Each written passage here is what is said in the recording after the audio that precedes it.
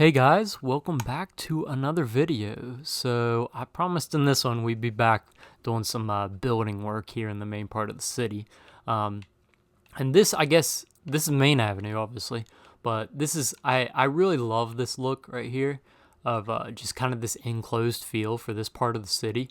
And if you know, kind of the road going back over to the cathedral was not like that. So we're in the process of transforming it to be all like this along Main Avenue. So let's kind of see what that looks like here. Oh my, what happened? Just being dumb. So Gus's Corral, I've mentioned a few episodes back that Gus's Corral is getting moved or is being deleted.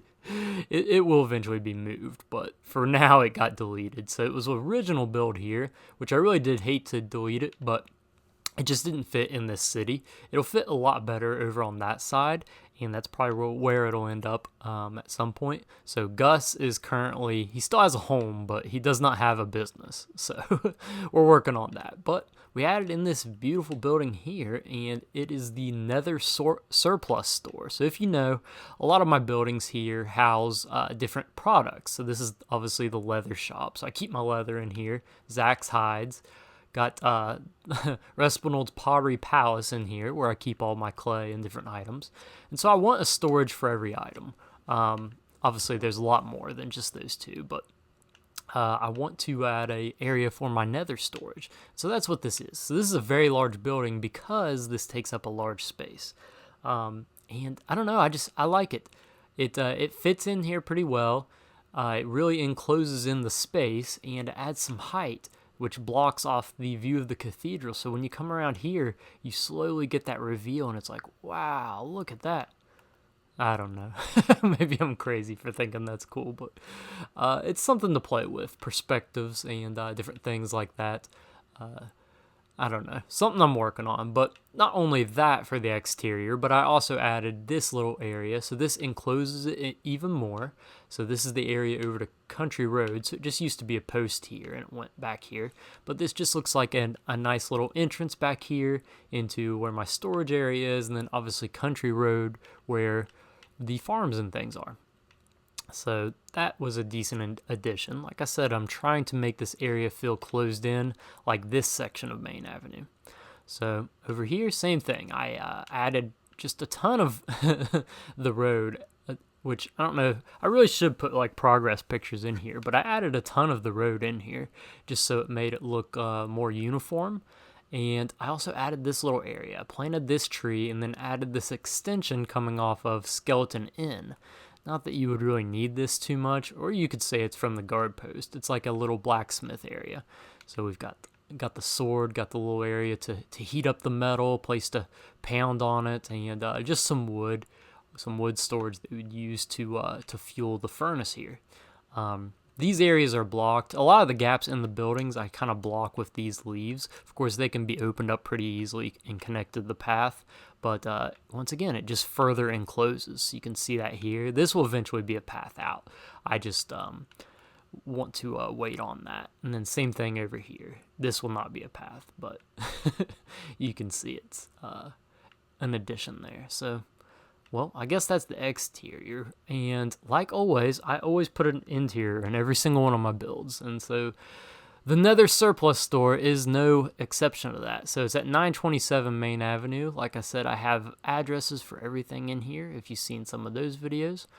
So it's going in. So it's not overwhelming. I thought about making this entirely Nether themed, but I like themed buildings, but I don't want it to seem like unrealistic, like it couldn't be in this world. So the Nether edition is this blackstone brick, which is actually the first time I've used it, but I think it looks really nice here as kind of like a solid floor.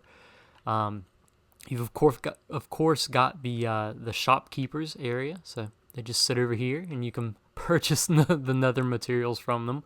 And then back here is nothing too special, just where my storage is, but of course it looks like a shop area where you would go and buy this stuff. And so this is just where I keep a lot of my nether materials over here, and it just offers as a cool place to store all my materials, which I don't use the nether stuff too often, so it's fine being separate from my main storage area over here. That's why I try to do with a lot of the materials I don't use as often. But over here, we've got a basement that comes down, and this, as you could probably figure, goes to the Nether portal. Funnily enough, this is on the same exact x-axis, or whatever you would call that, as the Nether portal.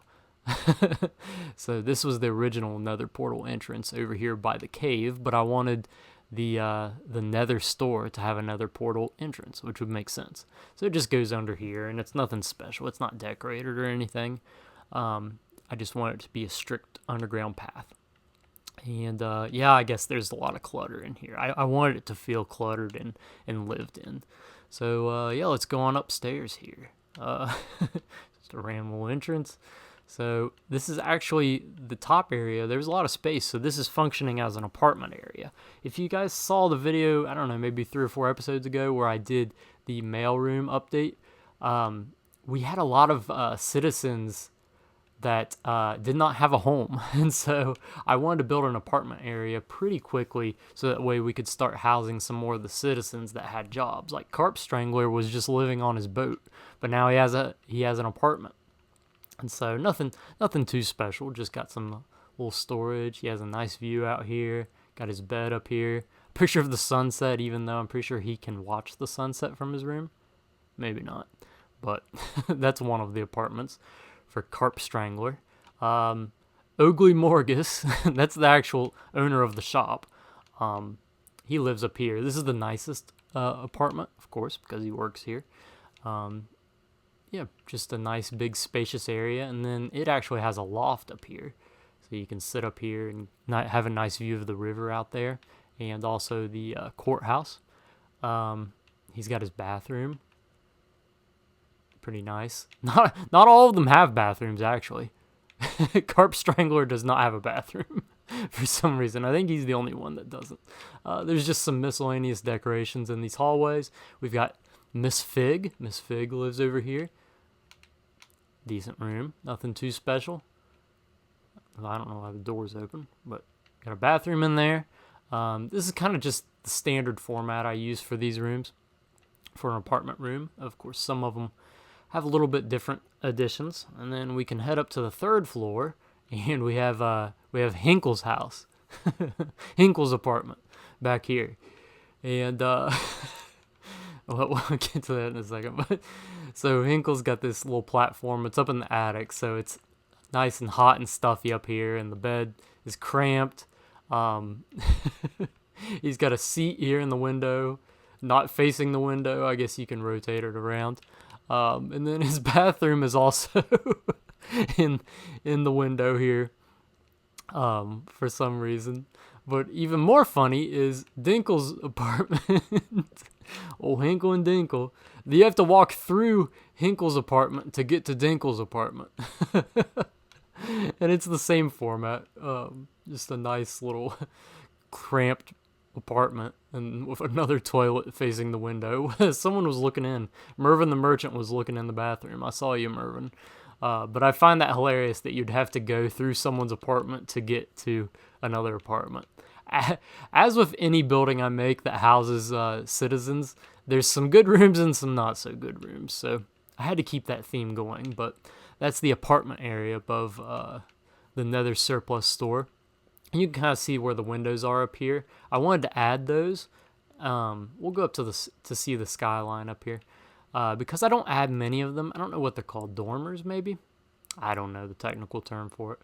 But we'll walk on up here so you can get a view of the city from overhead.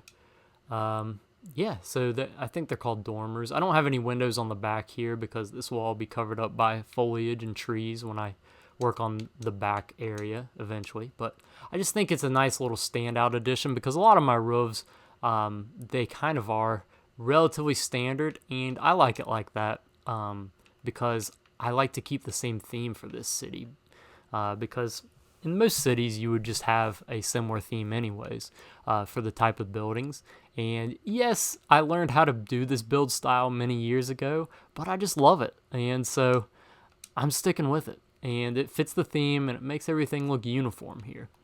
But with that being said, I still like to add in a few differences because most houses in real life would have differences. So like adding in these dormers here, or whatever they're called, they're probably not even called that, and I look silly, but adding those in just distinguishes it a little bit more and makes it look just that bit more interesting. And so this area over is completed for Main Avenue, but that building over here to the left, I still have some filling in to do, so you can kind of see the differences in heights. And I'm not getting rid of these buildings, but I'm going to adjust them to make them fit more in that style. But yeah, that's that's what the update is, I guess. Not for sure what I'm going to be working on in the next episode.